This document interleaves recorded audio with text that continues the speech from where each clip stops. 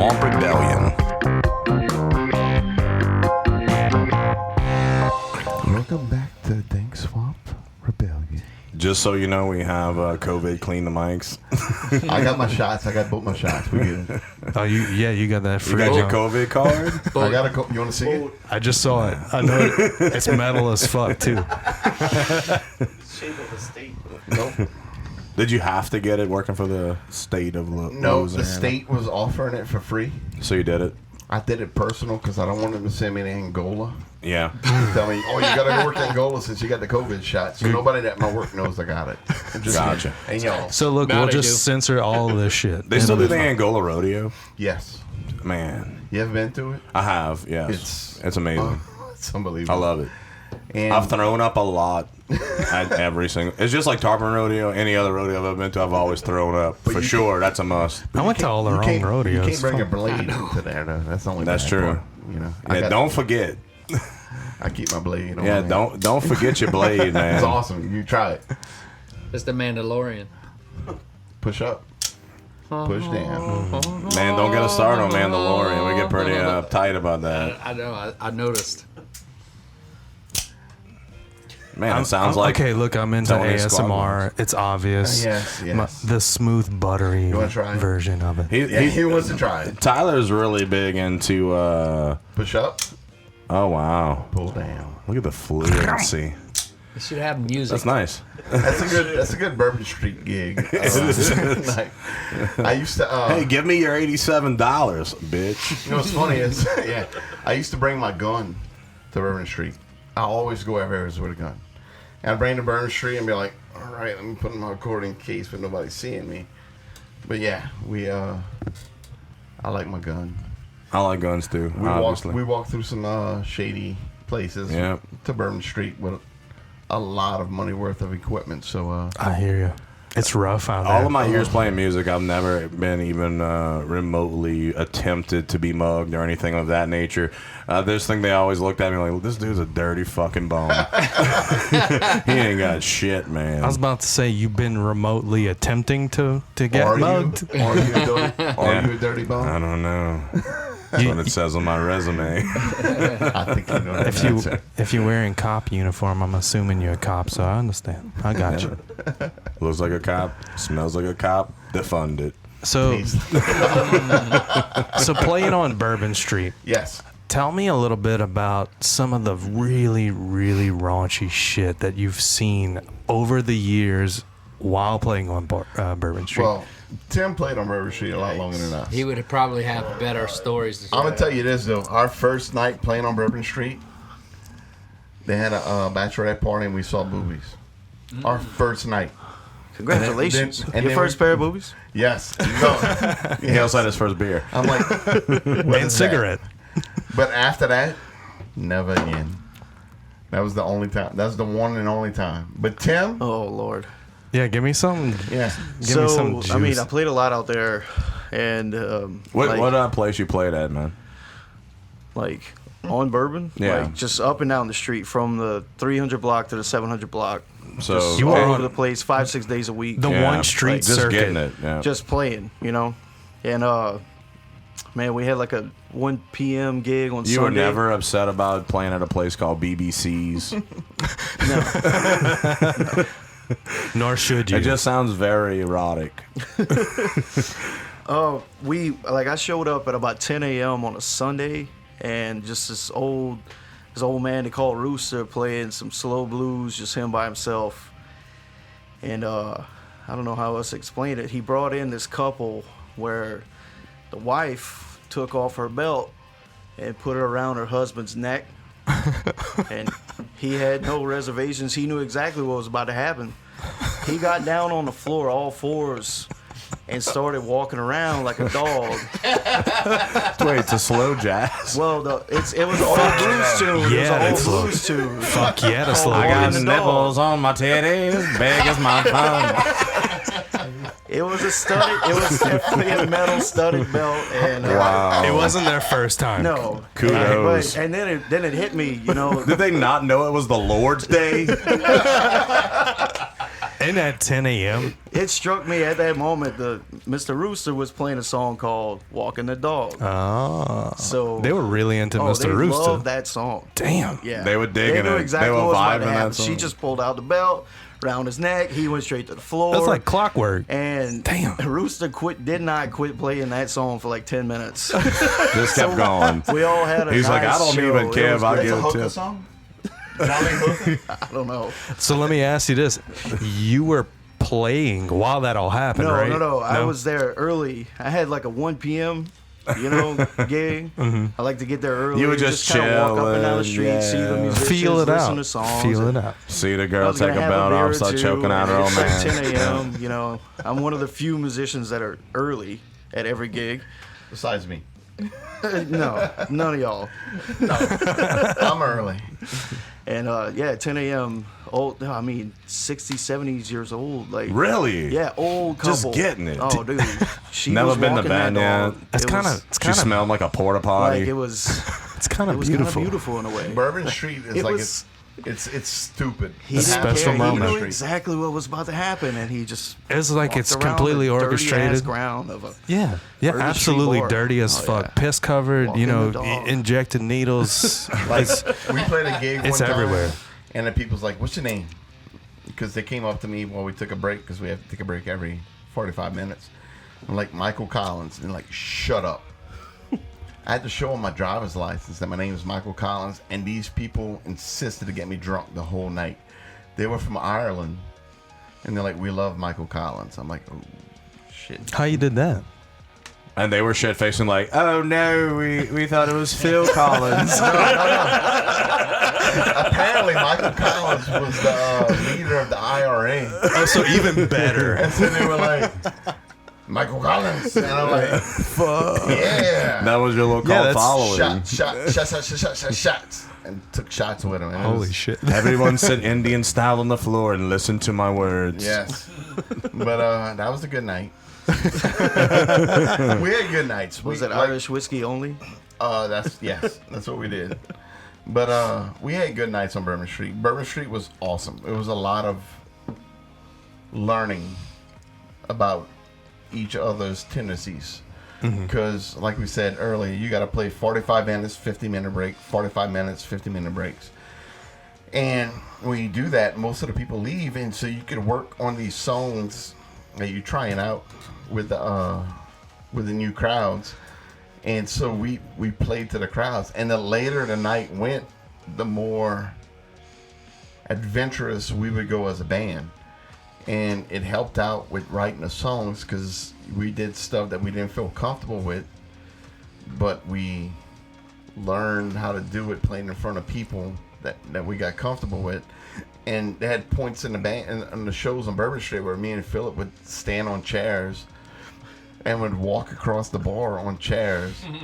And then one night, my chairs just started splitting. I was doing a split for all these people. I'm like, oh, shit. With the accordion in hand. Oh, in the middle of the song, I'm like, He kept going down, and the people like lower. He was like, no, I can't. I didn't plan this. I can't go any lower. He does this, and he does this last time I saw it. He Yeah. goes all the way down. Well, no, that was the first time. And I had to get bartenders to help me up to get back on the stage. We had times already before where, we always play barefoot. We try to play barefoot when we can, because down the bayou, playing barefoot, it's a big part of the show, and people notice it, I got chewed out for not playing barefoot one gig with y'all. Yes, Probably. Like And our- literally finger pointing, yelled at. There's like rules, right? Like it's a dude. It's a Nonc Nu show. Why you wearing shoes? What the fuck you doing right now inside? Sorry, I got bad Exactly. knees. I can't. You, I mean, first of all, I you're gotta wear supposed to shoes. get the tapeworm like everybody else. we all got it. Tapeworms got to eat. But like I remember in Bring out the 1984, flashlight. like 1984, I caught chicken pox. And I remember staying up with my mom, and she's brushing me with a little thing. She's like, "Oh, Dad, you're gonna be okay." And we watched a Dire Straits concert, and Mark Knopfler was running back and forth on the stage barefoot. Animal. Fucking And, animal. oh, dude, he's one of the best.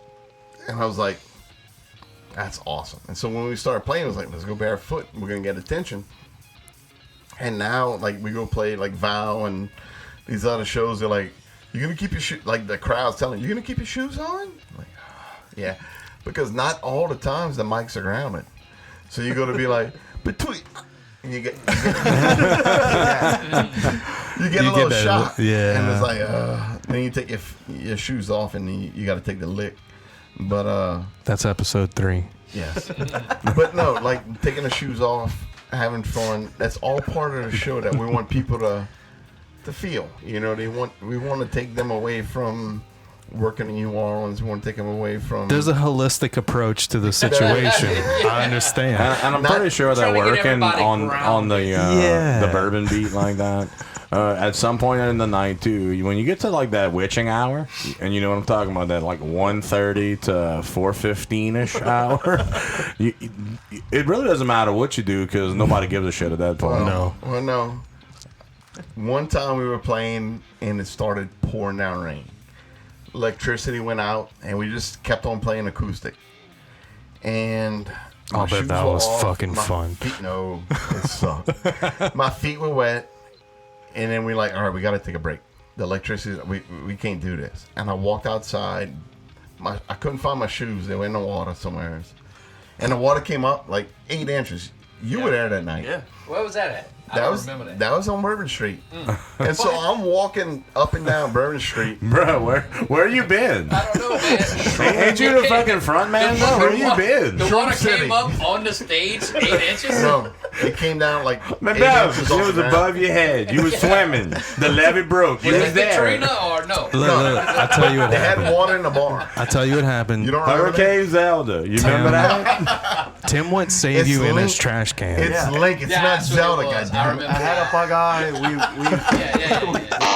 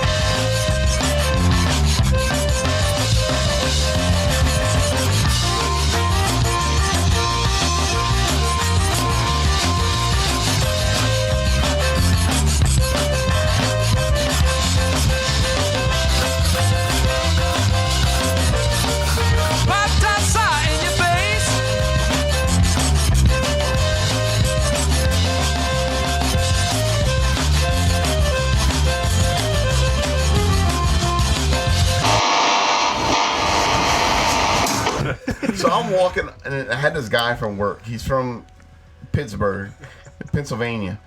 And he saw me take my shoes off, and he's like, "Oh, what the hell are you doing? Take your shoes off." And then we play, and then the electricity goes off, the water comes up, there's water in the bar. I walk outside barefoot because I can't find my shoes. And he's like, "What the hell are you doing? You're on Bourbon Street right now." I'm like, "I don't care." And so I'm walking up and down Bourbon Street, and I stepped on a nail. And I'm like, "Oh, shit, I'm going to die." Automatically got the flesh-eating bacteria from Paul bro. Champ. Not flesh eating. I got Shout out to syphilis. E-Rock for learning us, learning a thing or three. I got Hep A, B, Fellow C, L, P. Kuyans. I got every disease you could. And Rafi was with us, and he's like, "Just make it bleed. Just get And it so, out. I'm sitting there squeezing my foot to try to get the blood out. All been there, huh? Yeah, it didn't come out. Fuck. And so we were pouring like tequila and shit on my fucking wound.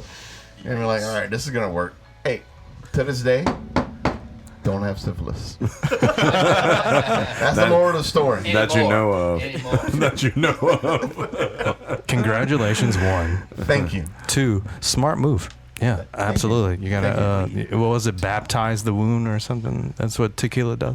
I guess. That's the next Nonc Nu hit. It's called Squeeze the Blood Out. Get the right that. You know, people tell us to write all these songs, and we think about it and like, no. What? That's actually pretty good. That could go so many ways. It could. You know, it's very innuendo-ish. Yes. Not evil, but Yeah. Speaking of innuendos, wouldn't you like to just tap on it into a sexual innuendo you don't want anyone else to see? And you know what you do there? You just pop on that NordVPN and make sure that no one else knows about that innuendo. You know, it's just the way it needs to be.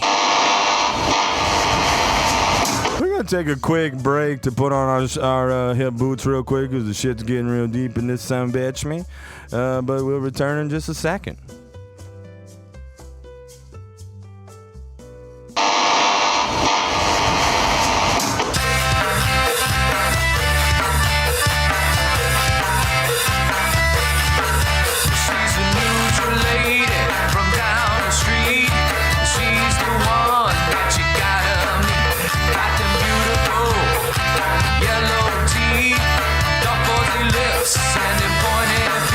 She's a neutral lady.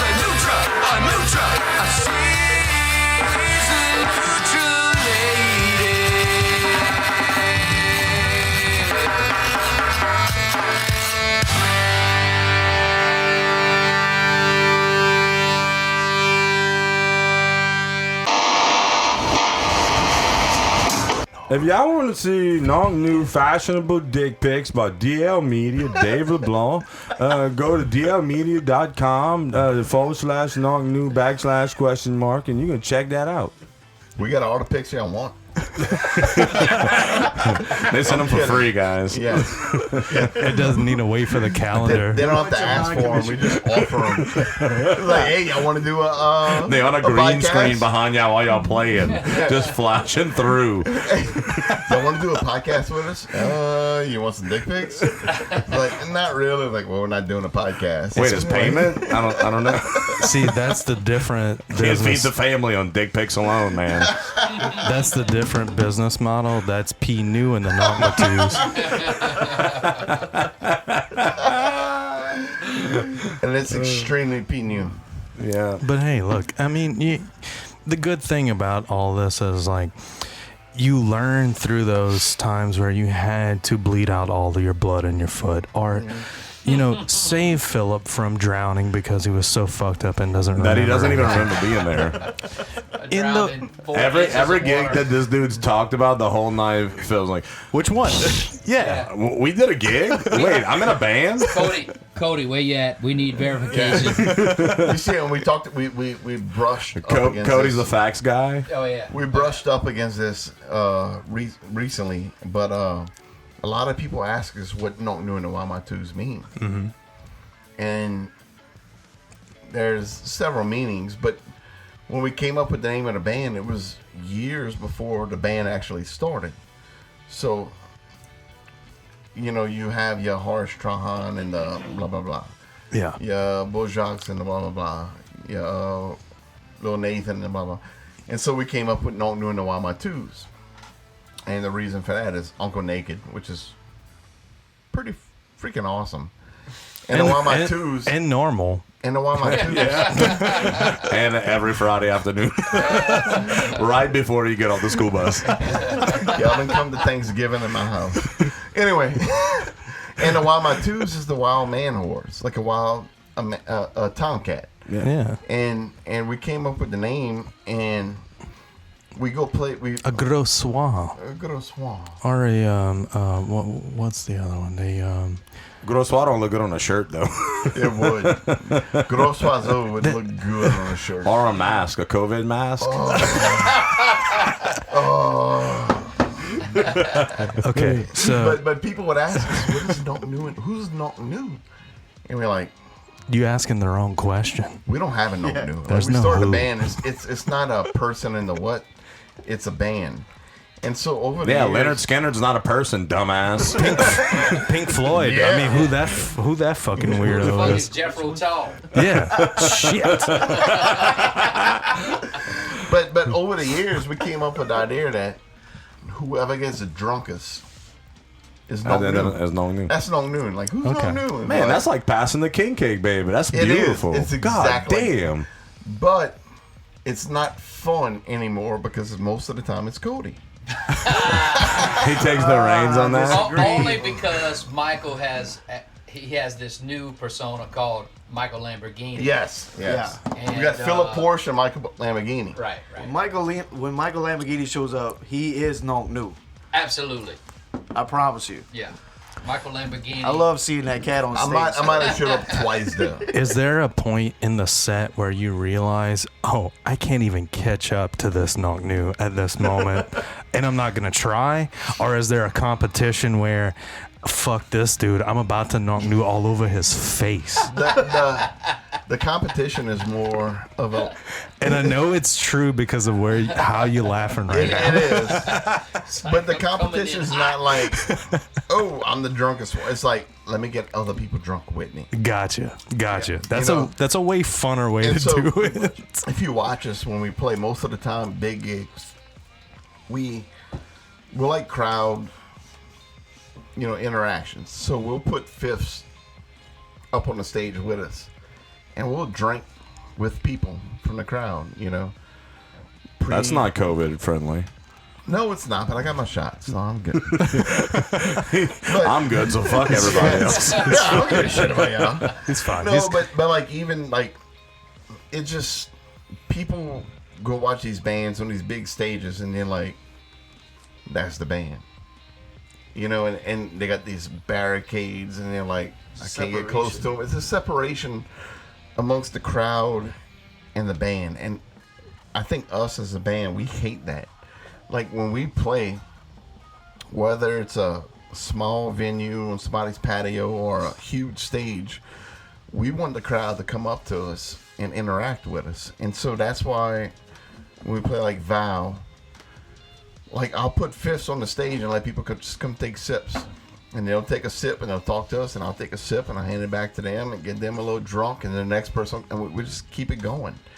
And you said earlier, like crowd interaction with us fueling the energy on the stage, it's all about that. I mean, if we go play a gig and everybody's like sitting down and, you know, playing paper, rock, scissors, We fucked. Dude, if you had a set where you didn't have to worry about a stage in the first place, you would be in the middle of your crowd. One, Yeah, and already Yeah. know that. But the fact that y'all all barefoot makes it that much better because y'all literally all that much more connected. And I really believe in a spiritual connection like that.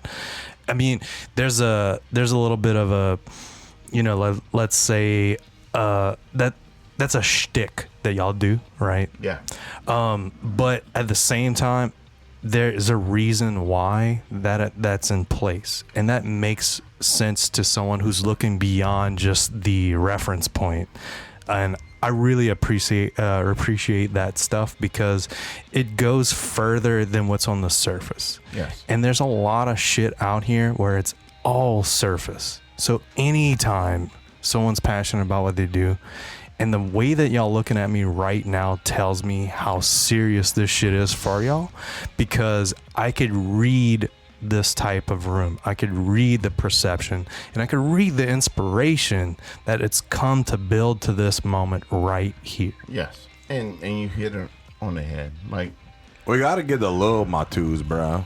You know, the T Matous, we got to get them start, the young ones playing music and look, doing shit. And That would be great. last year, T-Ma-2. we had somebody posted on our Facebook. Was it last year or the year before? I think it was the year before.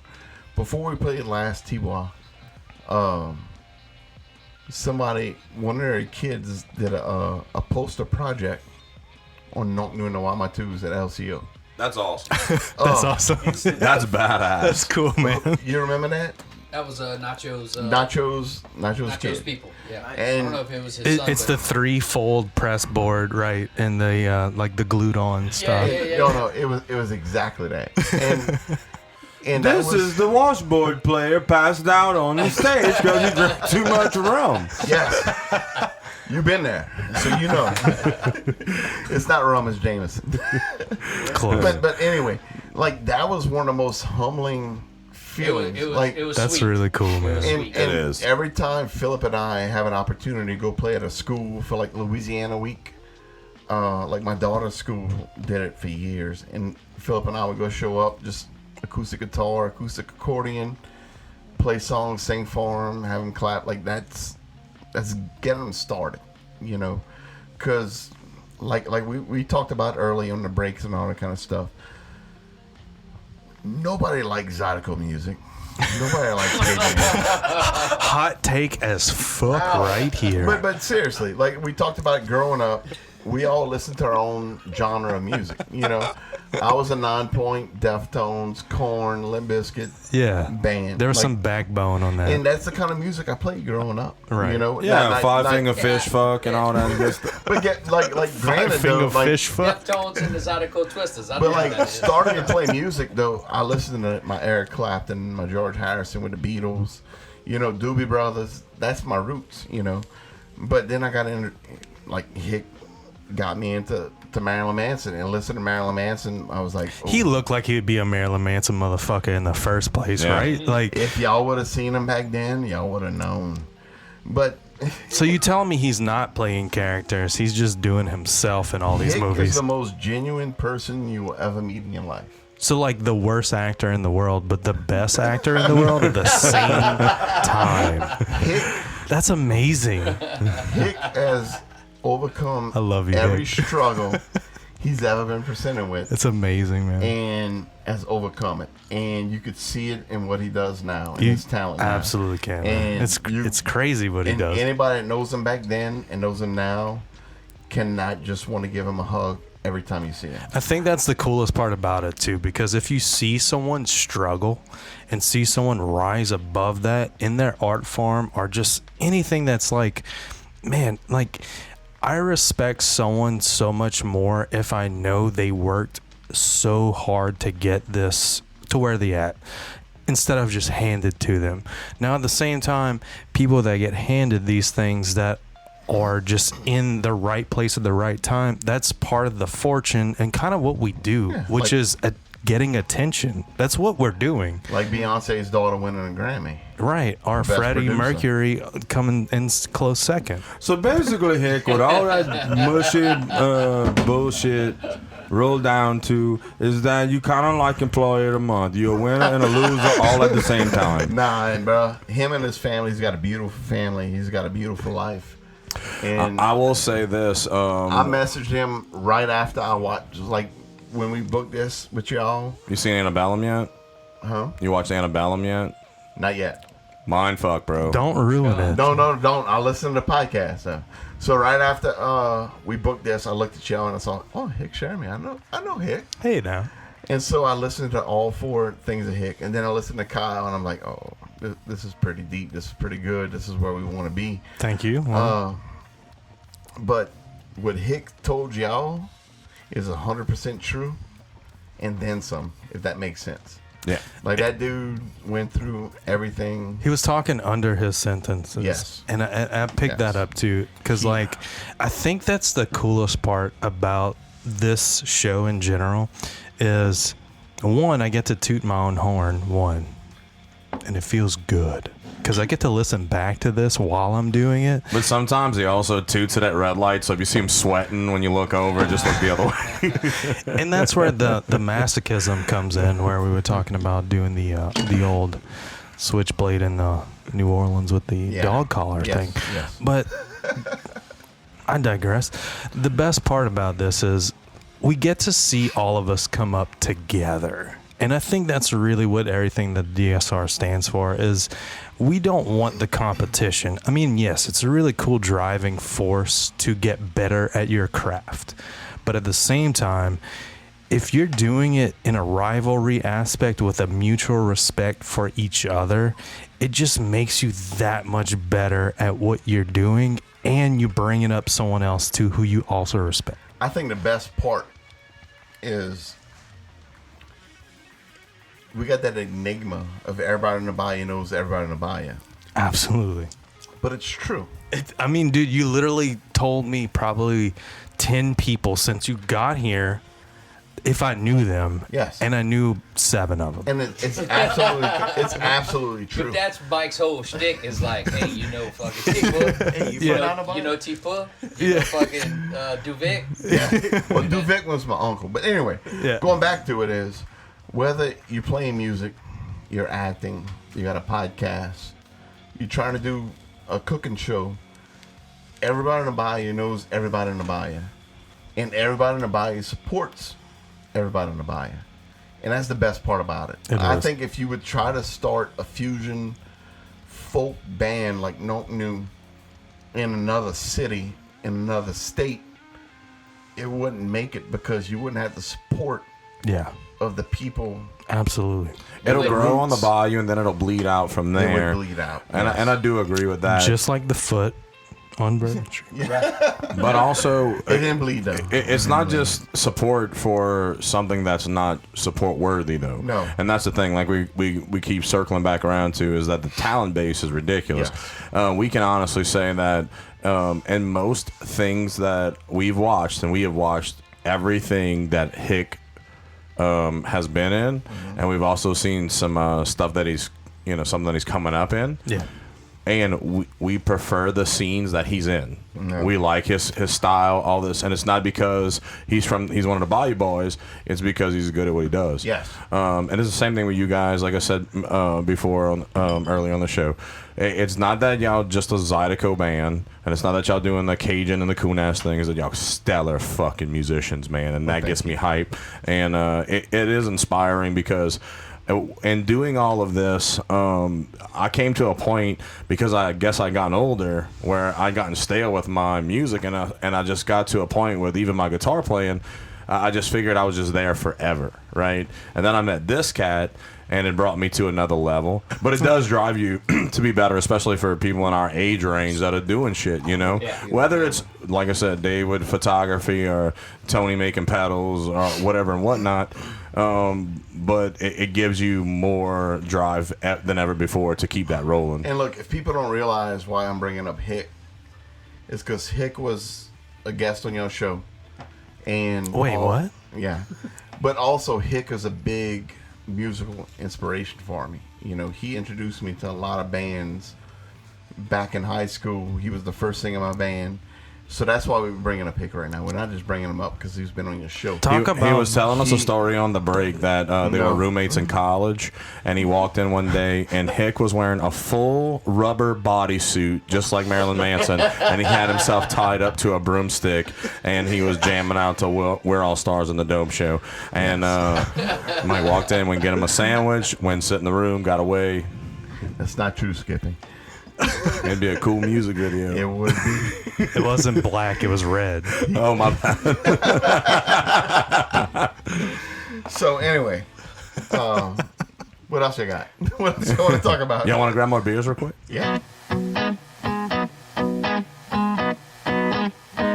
I don't know if you heard, but I'm that guy with that big white bird. Oh, yeah. Baby, I bet you never seen my egret. Shoo, shoo. Make a little promise to me. Close your eyes and you shall see. If you keep this true, here's a list of what I would do to you.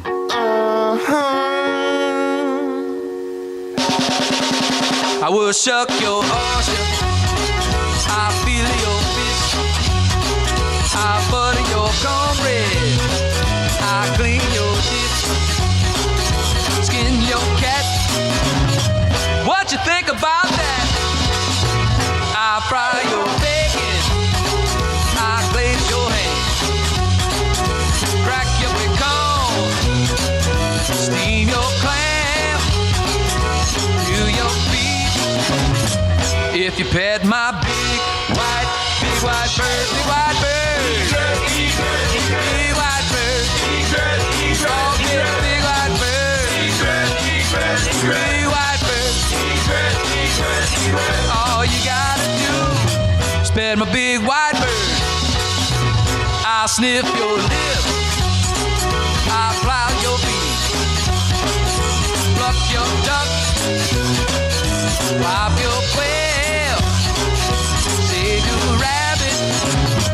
If you put my bike in the back of your truck, I'll stuff my sock with my big old cock. 1, 2, 3, 4. I clean your curtain, I shock your heel, donkey punch your monkey.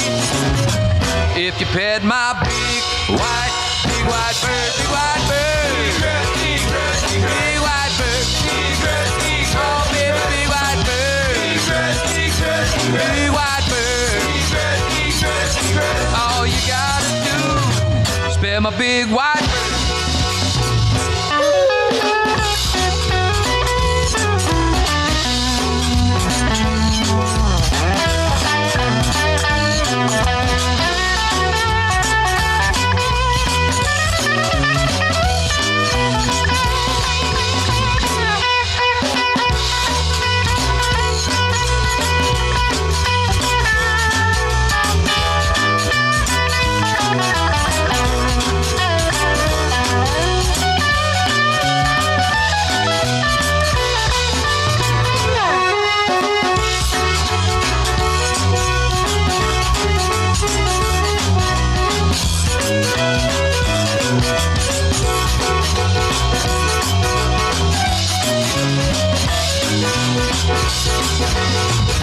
my mayo on your roast beef.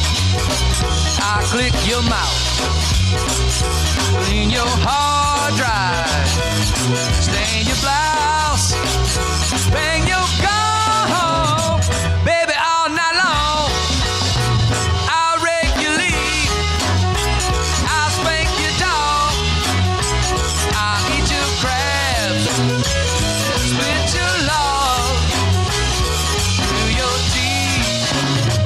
If you pet my big white bird, big white bird, big white bird, oh baby, big white bird, big white bird, all you gotta do is pet my big white bird. Yeah, big white bird, yeah, yeah, yeah.